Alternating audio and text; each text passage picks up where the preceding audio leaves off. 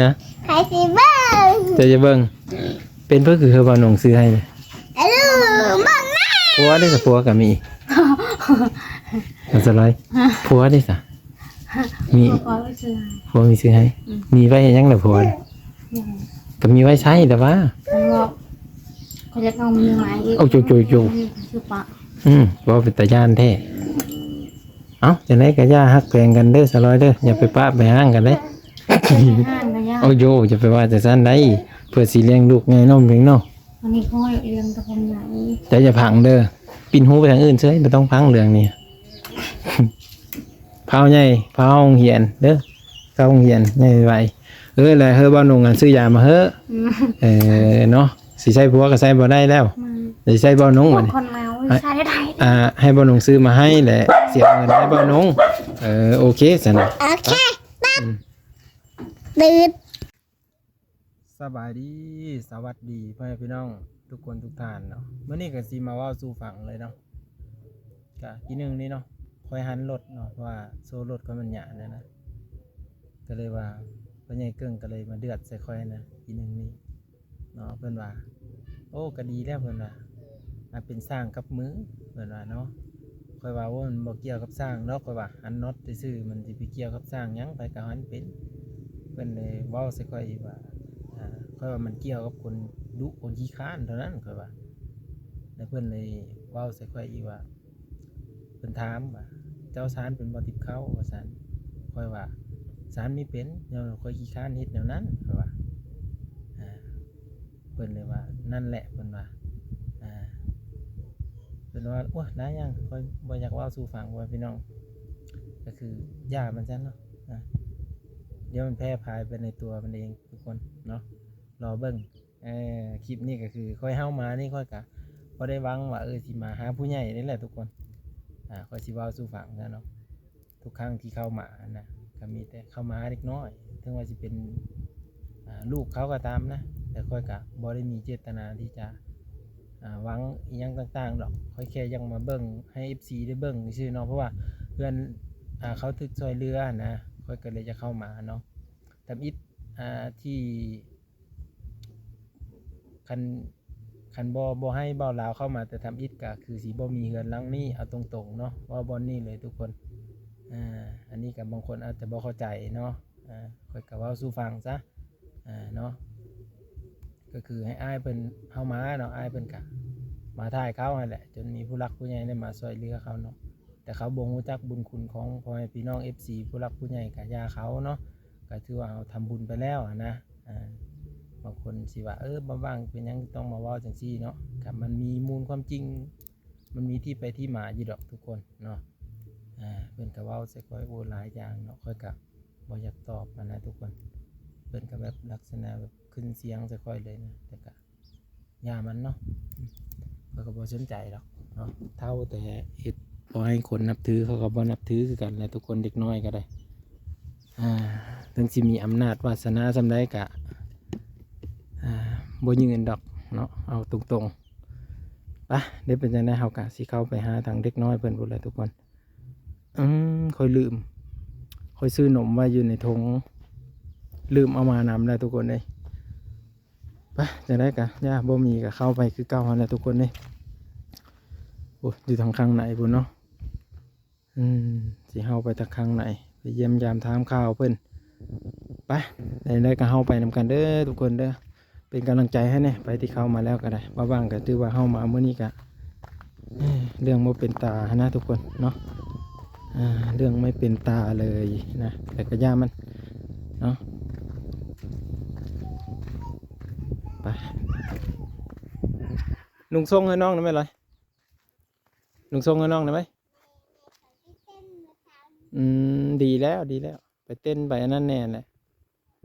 นุ่งให้น้องในทรงได้ไหมเจ้าได้นุ่งที่ทรงนุ่งไว้นุ่งทรงให้น้องไว้โอ้ยนุ่งทรงให้น้องซื้อนุ่งไว้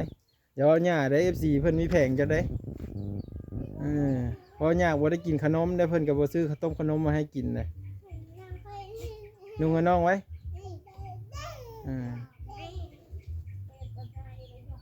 เอาทรงมาใส่ให้น้องเลย ไปทุกคนเลยที่โทหมูกับตัวใหญ่เลยเนาะตัวนั้นก่อนเดี๋ยวเพิ่นนุ่งทรงนุ่งอันนั้นนุ่งทรงเด้อบุญมีเด้อจังสีไทยให้ป้าลุงได้เบิ่งเด้อนุ่งทรงให้น้องไว้แล้วไหมจังสั้นเลยซบให้น้องเป็นอยู่ดอกคนเก่งปานนั้นซบเลยใส่ทรงก้อนก็ได้ใส่เสื้อก้อนก็ได้จังสั้นแหละเป็นนั่นแหละไผสิว่าบ่เป็นเนาะ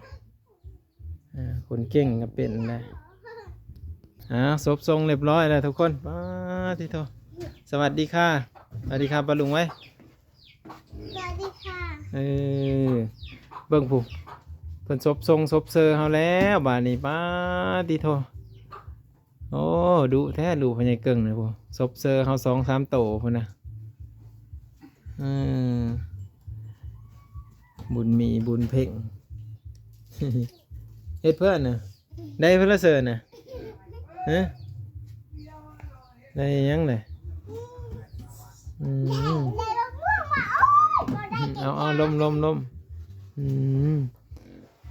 เมื่อนี้ไม่ได้มีขนมมาต้อนซ้ำเนาะแน่บุญมีบุญเพ่งไม่ได้กินขนมซ้ำวันนี้ ให้กินเบ็ดซี่แล้ว กินเลย พอคอยซื้อให้ตอนไปดองแม่คอยก็ไปดอง แม่คอยกับบัดบุกแค่เลยกับเต้นเลย เต้นเลยไปดองเสื้อน่ะ อยู่เพื่อนไอ้หนึ่ง มีแม่นดองผูกแขน บุกแค่เลยกับเต้นน้ำ เพื่อเลยเนี่ยเต้น แม่คอยเลยกับนิ้วเลยกับ เอาเราก็เต้นหมดน่ะเห็นว่านอนแบบนั้นน่ะ โดน เราเมื่อยเลยที่หันเนาะแม่นหมอข้างไว้จังไง บ่อนะ หมอข้างบ่สบาย กิน กินเบ็ดซี่อันนี้ค่ะ หมอเป๊ปซี่บ่ กินเบ็ดซี่หลาย ยันว่ายังไปเต้นนำเขาอยู่เสียงตู้ดังหึมๆอยู่สะ เต้นแล้วเจ้าก็ได้ห่างกับมือเต้นแล้วห่างกับมือ ดีแล้วจังได้ออกกำลังกายเนาะเอ้ยเฮ็ดเพื่อนน่ะเอ้ยเจ้าบ่ได้เต้นนำเขาบ่สาวบุญเพ็ง เป็นเพราะแล้วคือมีเต้นสิให้พ่อก็เต้นแม่ก็เต้นลูกก็เต้น แม่พอแล้วพอคนใส่กินเด้อ พ่อมีให้เต้นเอาแล้วพ่อเต้นอย่างเดียวบ่ บ่แม่ค่อย แม่มีให้เต้น แม่ เว้าดีๆเนี่ยแหละเพื่อสิห้องเอาเนาะเต้น แม่เต้นบ่พ่อเด้ แม่เต้น พ่อบ่ได้เต้นอย่าว่าพ่อก็เต้นแม่ก็เต้นลูกก็เต้นบุญมีก็เต้นแล้วนี้เนาะ บ่เด้อพอเคยเอาน้องเด้อ พ่อพ่อเอาน้องให้แม่เต้นเนาะจบเลยจ้ะคือมีมัดแหละผมมามื้อนี้คือมีมัดผมมัดเบิ่งดูให้มัดเป็นอยู่บ่ บ่มีอันนั้นบ่มีหยางมัดบ่มีหยางมัดเลยบ่มัดปะเนาะ เคยซื้อเครื่องแป้งแม่เคยซื้อให้เครื่องแป้ง เมื่อเลยล่ะสิซื้อน่ะเบาะนี่เด้อจังสิได้มาเบิ่งเด้อเด้อาบน้ำมีบ่นี่คือเหม็นเหี่ยวแท้ตายคักบัดนี้ เคยกับอาบน้ำแล้วเคยสาหัว ซาเลยคืออีมัดเลยก็มัดผมเหรอวะบ่มีอันนั้น มันมียางมัด เคยบ่ฮัดยาเตียว ฮัด แต่อันนั้น ยางมัดผมมา บ่ลองไปใส่บ่มึง จากดิมีเห็นเพิ่นได้ คือเห็นเขาอ่ะ เพิ่นบ่ได้มาหาเจ้าบ่ ว่าคือเห็นเขาไปคุณที่มากลาง เจ้าคือมีห้องถามแล้วเลยเนี่ยที่เจ้าเห็นกับห้องถามเรานะติเราก็ชื่อชมชื่อยามันยังมือที่เจ้ากับห้องถามไปใส่ ยาคอด อันแรกเห็นคนเลยไม่ได้จะถามเนาะเห็นตามทางไงรักอายบ่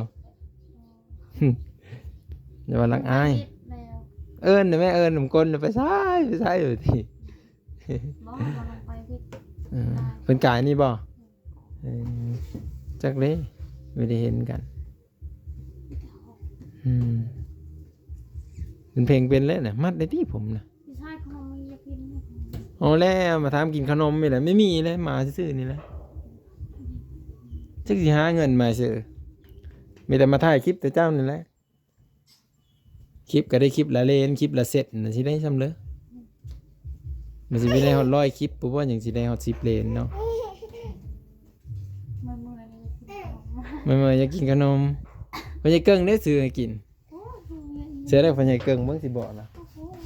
พ่อใหญ่เกิ้งเอ้ยซื้อขนมภรรยาสามีแล้วไม่ซื้อให้กินใช่ป่ะ บีนะ นี่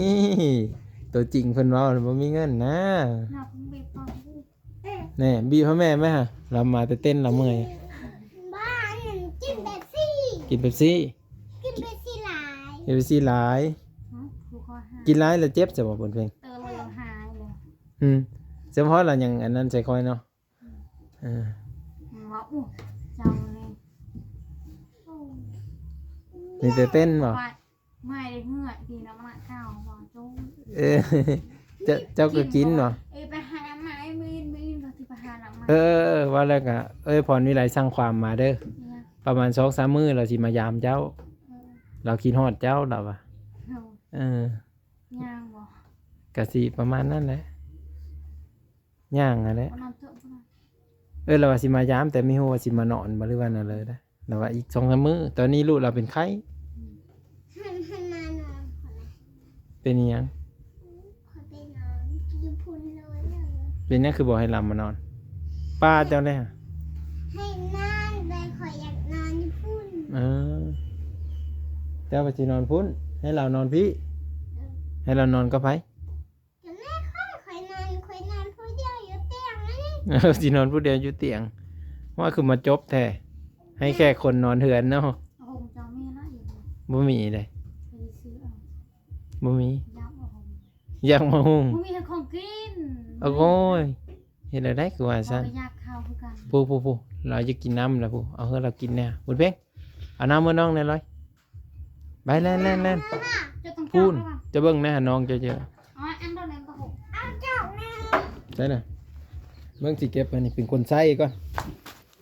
ล้างเด้อข้างแน่เด้อขี้ดินเด้อนี่ขี้ดินเต็มๆอยู่นี่ล้างก่อน โอ้โ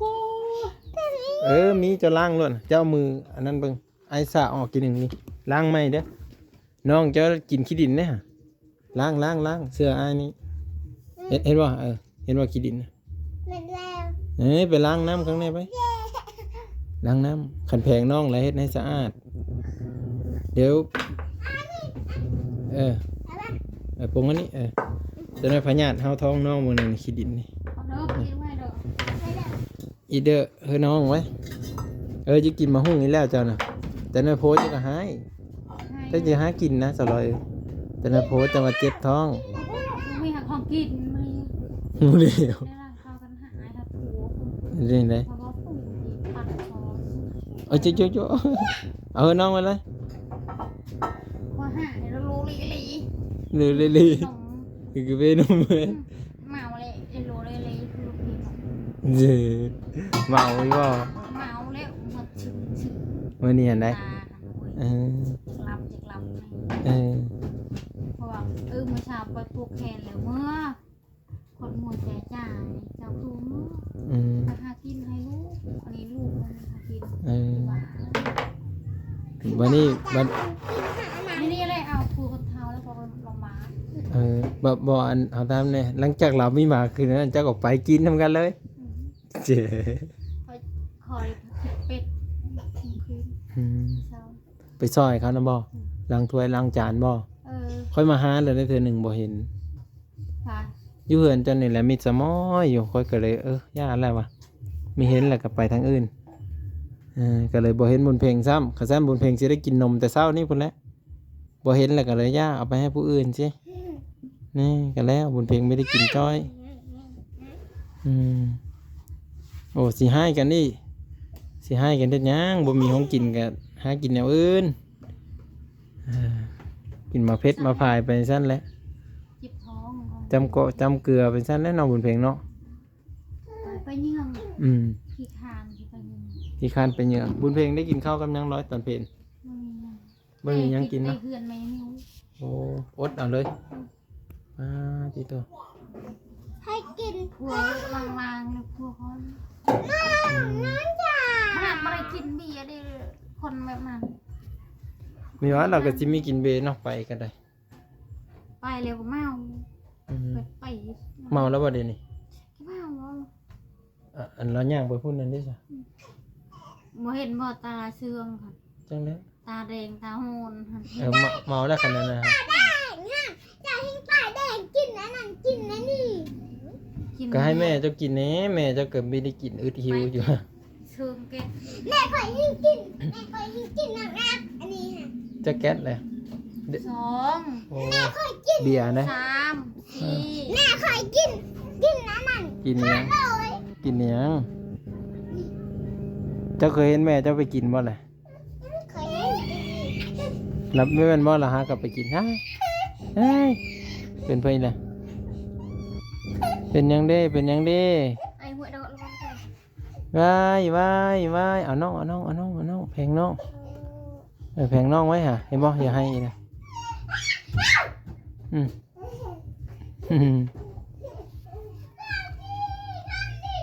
ย่ามาพี่อืมไม่มีห้องอยู่ห้องกินได้เพิ่นว่ะช่วงนี้มันก็ไปมาหาสู้กันก็ยึกยากเลยเออ จอดเลย อากาศร้อนก็ขอใจอย่าร้อนตีใจอย่าร้อนอากาศให้มันร้อนอย่างเดียวใจอย่าร้อนใจเย็นใจเย็นไผสิใจร้อนมาพี่เออ มันจะกินขนม จะกินขนมอีกแล้วซื้อให้เพิ่นกินแล้วว่า สู้เร็วมือสาม เอาแต่ขนมทงเจมันนี่ว่ามันโยเนี่ยเมื่อนี้ก็บ่ได้มีขนมมาอีกซังเนาะขนมก็หมดแล้วอยู่ห้านก็เลยบ่ได้เอามาป้าตัวเราได้ยินเพลงแล้วก็ย้อนโยอยู่เนาะไม่แม่นเรามาเอาไม่จังนี่มาเอานะโอ้อายก็หาก็เห็นได้นี่เป็นตายานเนาะคนเมาเนาะเจ้าได้ยานอยู่บ่คนเมา คอยกินเป๊ปซี่ แล้ว ก็เท่านี้เป๊ปซี่พอเพิ่งชื่อหา พอซื้อให้ เลยเป็นนี่ 2 อัน เลยแล้วคอยก็กินอันนั้นกินข้าวต้มแกะอันนั้นนั่นเลย เป็ด กิ ทำ น ไม ข้าว เรา ต้ม ไอ้ กินข้าวต้มนะมีเนาะ กิน เป็นเพื่อนเพิ่นคือให้แท้ แล้วก็กินน้ำหวานแล้วก็กินผักเทียนแล้วก็กิน ยังกินผักเกี๊ยว แล้วก็กินอาหงแล้วก็กินอันนั้นขนม ตลอดเลยยุ่ง แล้วก็กินน้ำตาลแล้วก็กินน้ำหวานแล้วก็ ปากกาเอ็มโดเลยไอ้เจ้าระวัง มาพี่ดิมาพี่นี่ไหนนั่งเว้านี่นั่งเว้านี่ ไอ้จุกไอ้ข้าวเราไว้ เต่าเข้าให้น้องได้ไหมฮะมันเพลงเอาเข้าให้น้องไปคนเก่งไปบุญเพลงนี่จบไหนทุกคนเลยโอ้โถไอ้บนส่งเพลงด้วยบอกมาใหม่ จะน้อยเพิ่นก็ พี่ด้วย เอาเข้ามาให้น้องป้อนเป็นอยู่บ่เข้าน้องนี่ฮะป้อนในไอ้เบิ่งด้วยแหละป้อนน้องนะป้อนแล้วเนาะแพงน้องอยู่บ่แหละฮะคันแพงน้องกับป้อนเข้าน้องเป็นสาวอะไรก็ป้อนเข้าเป็นแต่ว่าเป็นอีหยังเลยบ่เป็นหม้อบ่เป็นกับเบิ่งแม่พี่แม่ป้อนเอาข้าวใส่ไข่แม่นเอาข้าวใส่ห้องกินแล้วก็ให้น้องกินหมดบ่ฮะเฮ็ดหมดกัดเด้อร้อยหมดกัดเด้อ เพื่อนก็รอหอมพี่ หมดก็ขึ้นคือกันเนาะ เฮ้ยนั่น บ้านเจ้าก็มีหมดคือกันคุณเข้าใหญ่เลยบัดนี้คุณหมดแบบนี้นะหมดเพลงหมดขันมาเลยหมดแดงเลยนะพี่น้องหมดแดงไฟหมดแดงดิดเลยนะทุกคนเคาะทางล้างมันติเคาะทางอันนี้ลง จะผักนายคุณมีดอะไรทุกกลับเลย ข้างล่างเป็นบะหมี่นี่ สลอยคือบ่เคาะเอาเลยบุญเพลงจับบ่ได้เนี่ยฮะ อันนี้นี่ กายเอฟจะต้องไปฟังตีฟังใช่ มันกัดแล้วบ่นี่แม่นมันกัดแล้วบ่เจ็บบ่เลยเบิ่งเนี่ยเต็มเลยเรามันกัดน้องเด้อบุญเพลง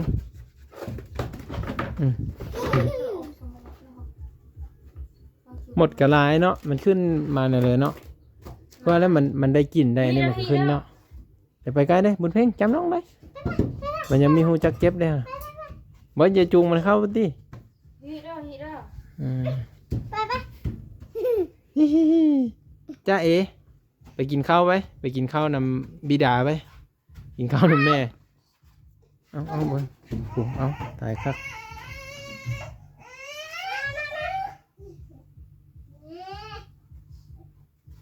พี่จะได้ เอาเจ้า พี่จะเจอ แม่แม่แม่จะสั่นแหละบ่มีของกิน เอาเข้าใบเกลือดิเอาเกลือใส่หน่อยนึง เป็ดบ่อล่ะเป็ดบ่อเอาจ้า กันบ่มีของอยู่ของกินก็ได้ไข่ก็หมดแล้ว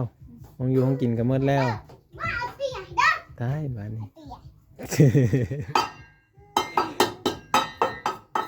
เดี๋ยวจะได้ระบุญมีกินข้าวดีดอกวันนี้โอ้ยคุณน่ะบ่ได้ฮู้จักหยังเลยนะ มึงกลับมาอย่ามาเต้นได้ไอ้ถึงตายอยู่มึงยอม เอ้ยตกใจว่ะแล้วมันครบน้องเด้อเบิ่งเด้อคันแพงน้องน่ะเล็กน้อยมันก็ไม่กินแล้วมันบ่มีอาหารเนาะเอ้ยยิ้มอีก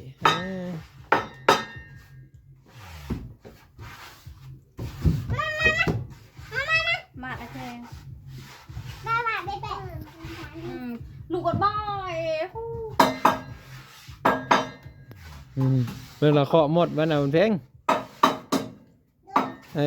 หมดกันหลายเนาะ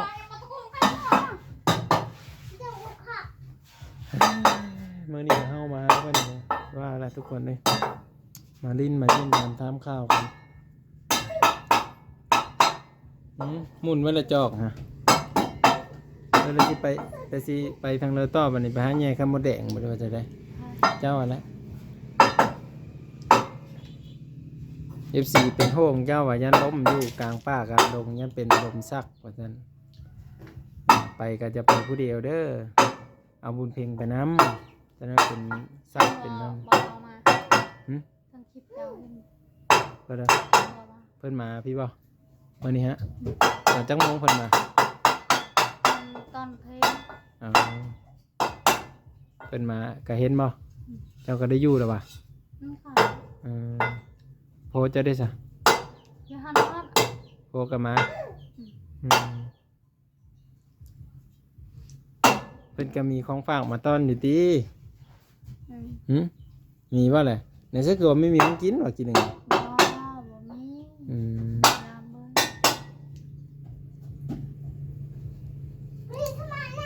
เพิ่นก็มาเยี่ยมยามถามข้าวเพิ่นนั่นแหละเนาะ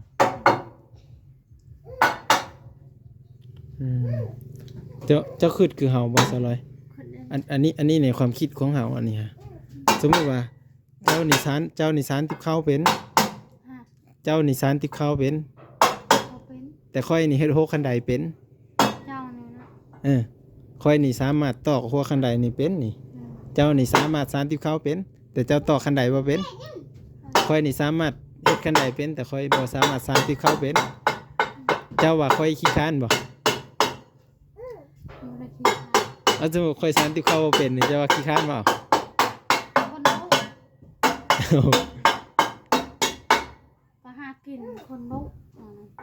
บ่อันนี้ หาเก่งน้ำไม้บ่ เออ เก่งยี่กิน บ่คือเจ้าสานติบข้าวเป็น เจ้าเข้าใจบ่ ใช่แล้ว เจ้าสานติบข้าวเป็นค่อยสานบ่เป็น บัวคอนั่น เจ้าคิดบ่เจ้าก็สิคิดคือค่อยบ่ว่าค่อยนี่เป็นคนขี้ค้าน บ่ได้คิดทาง ค่อยนี่คิดแบบนั้นนะค่อย เขาก็บ่ได้คิดนะ เอาคันสมมุติว่ามันบ่ขี้ค้านมันต้องเป็นทุกอย่างค่อยว่าเนาะคนหนึงมีมือมีตีนคือกันสมองก็มีคือกันเอาจะว่าเหรอบางคนก็สิคอมเมนต์นี่ต้องมีอยู่แล้วแหละว่าทุกคนนะคนหนึ่งคนจะเก่งทุกอย่างบ่ได้มีรอดคอมเมนต์แบบนี้นะแต่เขาว่าคนหนึ่งคนนี่สามารถเก่งทุกอย่างได้คันว่าบ่ขี้ค้านนั่นแหละ อื่นจะมาอีก ฟังเบิ่งอย่าเฮ็ดตีนัง คิดภาพมัน ฟังมันไปใส่อย่าเคาะมันเพ่ง ชื่อขนมจามเท่าไหร่ โอ้โจเอาได้สิมาเลยพากเลย จะบอกลานเตคือเพื่อนเขาเองเพื่อนคอยมาซื้อ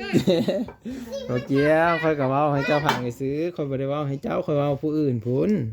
เจ้าอยากซื้ออยู่ใช้ก็ซื้อแล้วคันมีเงินอันมันเรื่องของแต่เจ้าเนาะ บ่อนไหนมันใกล้สิเจ้าก็ซื้อ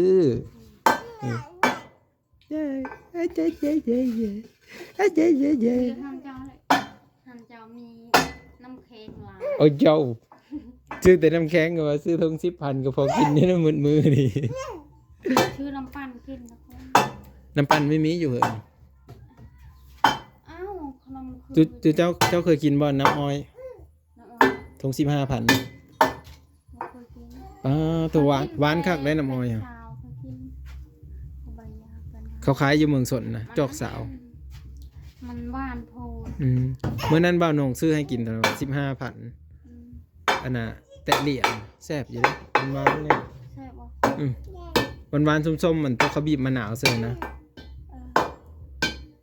อ ยันบุญเพลงเห็นนี่ยันเยอะตัวพุ่นพุ่นแล้วเนาะ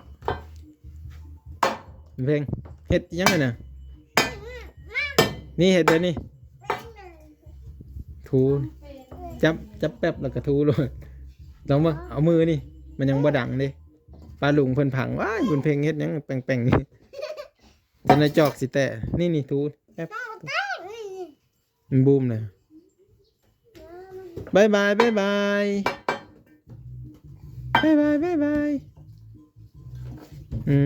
คุณอยู่กับเอ้ยเนาะให้มีความคิดเห็นจังได้ก็ว่ากันไปตามนั้นแหละพ่อแม่พี่น้องเลยเจ้าจะซื้อเพื่อนแหละสลอยเว้ากันก่อนเด้อก่อนสิพาเงินพาคำขนมแบบใด ขนมคือจะมาเนี่ย วุ้นนะบ่ เออ วุ้นแส่เย็ดแส่แข็งบ่ แม่ แม่เจ้าสิซื้อเนี่ยเจ้าสิว่าแล้วเจ้าสิให้เราซื้อบ่ บ่คอยยังเป็นคนแก่ เอ้า เต็มเนี่ย บ่เจ้าก็ยากบ่ อีกทีสาว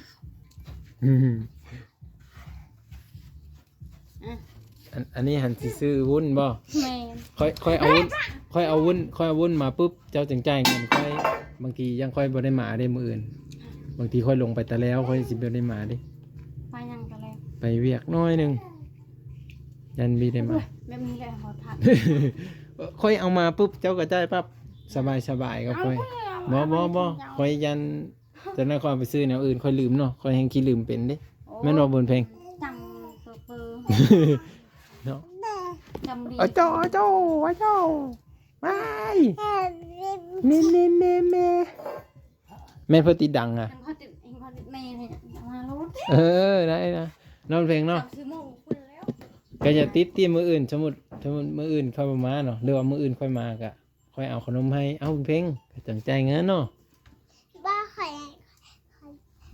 เอาอันนั้น เจ้าบ่ยากบ่บุญน่ะซื้อรถซื้อ 5,000 ได้10 อัน10 อันนะ บัก เออ ข้าวไปเด้ ซื้อ 5,000 ได้10 อัน บ่ซื้อบักข้าว ฮะ มานมคัน บ่ว่าเลย ยา ซื้ออย่าอันนั้นลืมเลยเนี่ยนี่บอกค่อยยังว่าอยู่ค่อยลืมค่อยมีสามารถชื่อได้จะว่าดีใครแล้วไม่แม่นนั่นนี่ ยังจะโอ้ โอ้ยตายคักเบาหนงเอ้ยบัดนี้เห็นแล้วเหรอแพง1 5,000เป็นแพงนะหรือเป็นสุ่ม มันเป็นอะไร เป็นสุ่มนะ ปลาแคบ ปลาแคปแพง1 10,000บ่ แม่แล้วงอก บอกเด้อบอกใส่เบาหนงเด้อ ฉันว่าลืมบุญ ไป เพ่ง งอก บุญเพ่งไปบอกเบาหนงดิเบาหนงซื้อยามาให้แน่ว่ะจิ มันลงไม่ยาก เบาหนงจะเอาเงินมาใช่แล้วบัดนี้ เบาหนงจะเอาเงินมาใช่แล้วบุญเพ่ง โอ้ยก็สิให้ดอก โอ้อันซื้อมาแล้วซะร้อยจะเอาเงินให้ เจ้าก็จะเว่าตาเสียกตาลอกกันโอ้ยขอยานดีขอยานเพลงขอยานตาข้าวหน่อยแล้วขอยานในรีกันคนห้องแต่ว่าขอยจะปบเด้เพลง5,000 ได้10 อันได้บุญนะ บุญเล็กกับบักข้าว บุญมะพร้าว5,000 ได้10 อัน เล็กกับบุญเล็กกับบักข้าว เอาอยู่ว่าแล้วบุญน่ะ เอา 5 บักข้าว อันได้5,000 ได้10 อัน เอา ซ้ำสิกินเนาะหลายบ่สำนักเจ้าว่ะ บ่หลาย 10 อันได้หลายแล้ว10 อันมักตัวแข็งหรือมักตัวเย็น ตัวแข็งกินแซ่บบ่ตัวเย็นเด้ เสร็จ มันนุ่มเนี่ยตัวเย็น พอนุ่มแต่ว่าไม่ เตวานม มากๆคือบ่ วานม แม่นบ่เอิ้นใส่ติเอิ้นได้ไหมอ้าวบุญเพ็งเห็นบ่เอิ้นใส่ไหมบ่น้องมาแต่ไสว่าสิเอิ้นใส่เพิ่นเลยฮะยังได้ยินใส่ได้ฮะ วานมมาสิใช่ เอ้อ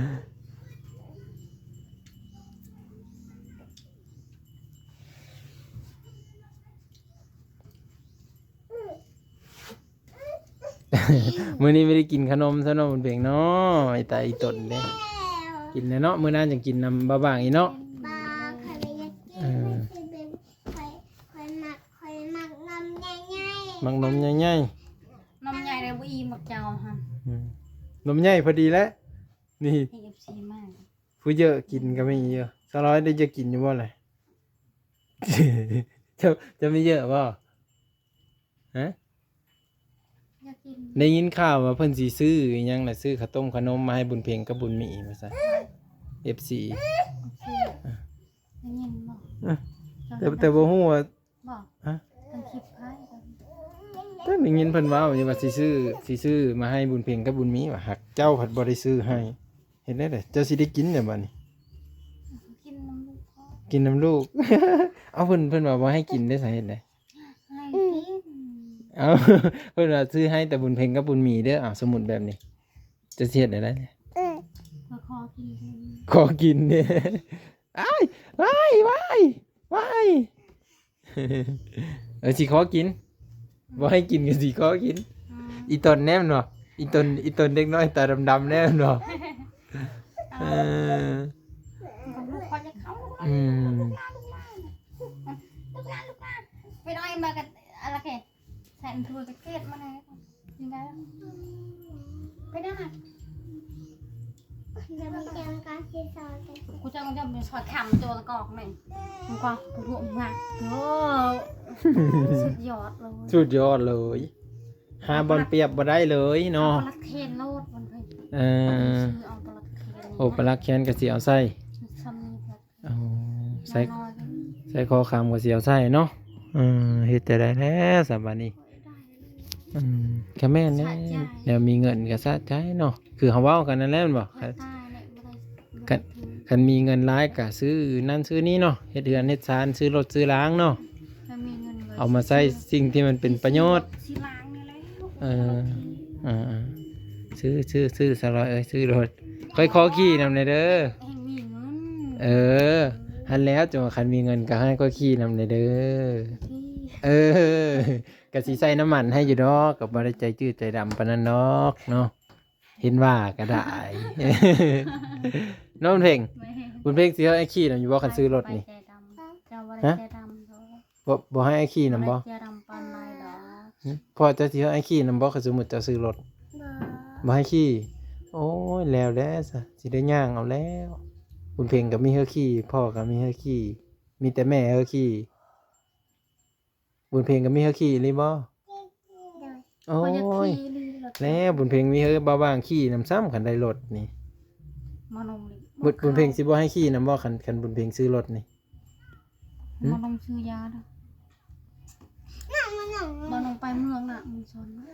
ไปอยู่บ่น่ะจักนำเพิ่นแม่เอาไปบ่รู้จัก จะเดินกันเลย แล้วมื้อนี้นั่นมาแต่ดองรู้สึกซึมๆเมาๆบ่ล่ะหรือว่าจังได๋ ใช่ เจ้า ไม่เห็น เบิ่งนายกินนักเลยได้เมาบุญเพ็งเอาบ่ได้เนาะบุญเพ็งเนาะผัวก็เมาเมียก็เมาไผสิเบิ่งบุญมีเนาะเพิ่นเอาบ่แพ้เด้นี่ มาแพ้ แพ้บ่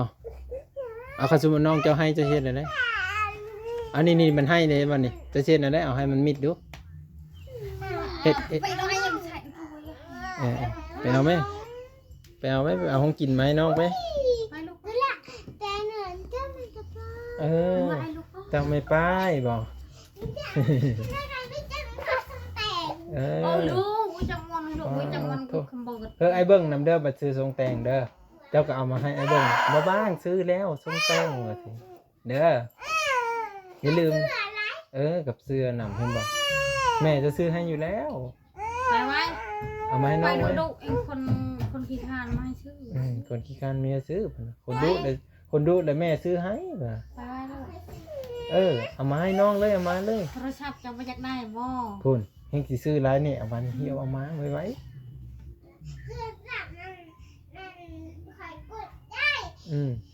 ให้มันใหญ่ก่อน กินเพื่อเลยน่ะเก็บเพื่อเฮาปะน่ะป้อนน่ะว่า ให้ จะ มัน กิน ใหญ่ ข้าว ก่อน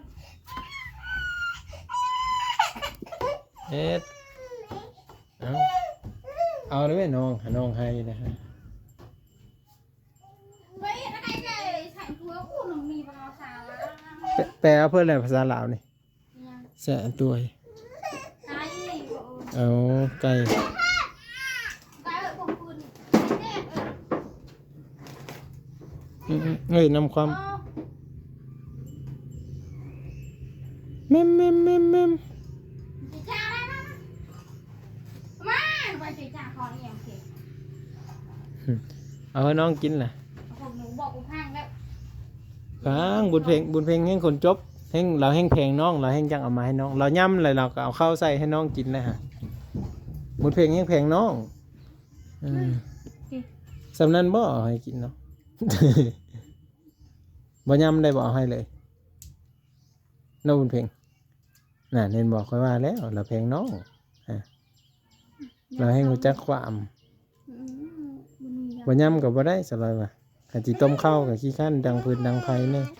แจมดิ บุญเพลงเอาขึ้นพี่ดูนี่เอาขึ้นพี่ดูผมอ่ะ แจมดิ อืมมันปอนข้าวลูกทุกคนเลย อย่าจะมาเวี่ยว ต้มได้บ่ต้มข้าวได้บ่ต้มเสือไก่สำหรับแห้งแซ่บได้ต้มเสือไก่ ไก่นะ เอานี่ดินี่สิงไก่นี่ดิ หน่อยเดียว เอาแล้วเดียวก็ต้มเพียงสิน้อยแท้อันนี้ขาไก่ตัวบ่ไก่ยืนต้มได้กินหลายมื้อแล้วมันเพ่งต้มใส่หลายมือโลดเอากัดน้องใช่แหละเอาขึ้นที่ผมน่ะจะมันแย่ตาเซิงเลยฮะ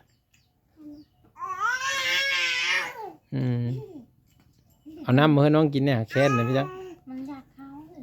แม่นแล้วมันเจอข้าวมันอยู่ไม่หมดเลย ร้อย เอาป้อนข้าวป้อนน้ำสิวิดีโอหน้าพ่อกันไหมเนาะ ขนาดพ่อใหญ่ก็อยากเข้า โอ้เยอะข้าวกับมันอยู่ยากกันเลยเอาบุญเพ่งสวัสดีค่ะ มาแล้ว ฮะสวัสดีค่ะไปเพื่อนเริ่มมานะเห็นไหมสวัสดีค่ะใส่พี่มาพี่มาใกล้ๆพี่เบิ้งสีไทยหูใบบาทหนึ่งยังแกยังอย่างแกกี่ดังอยู่ โอ้ยตายครับอาบแล้วน้ำฮะ เลย มาเด้อ แกขี้ดังก่อนบ่เอาไว้ซะโอ้ยเอาผมขึ้นหูหน่อยเด้อเอาผมขึ้นหูเด้อจังงามเด้อเป็นเพิ่นมาหาเจ้าบ่น่ะ หมอ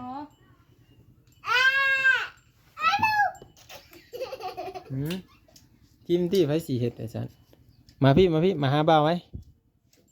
สวัสดีค่ะ ให้นั่งดีๆเอา1 2 3เอาขึ้นมา2เด็กสวยนะเอา1 2 3สวัสดี สวัสดีค่ะ ขอบคุณค่ะ ขอบคุณค่ะ น้องเว้านำเป็นบ่ เป็น เอา1 2 3สวัสดีค่ะ สวัสดีค่ะ เอามุนอ๋อคุงแล้ว บ๊ายบาย บ๊ายบายก่อนบ๊ายบาย เปียกนี่ไงอ่ะ บ๊ายบาย เยอะ มือ เมื่อคืนนะคะมานมผสมคอดียา เฮอบ้านนงซื้อยาให้เนาะยาดี เมื่อคืนนะคะผสมคอย าดีวัดเนาะ ไม่ เอาโอเคบ๊ายบายมินเพ่ง บาย ตลาดแคบ อืม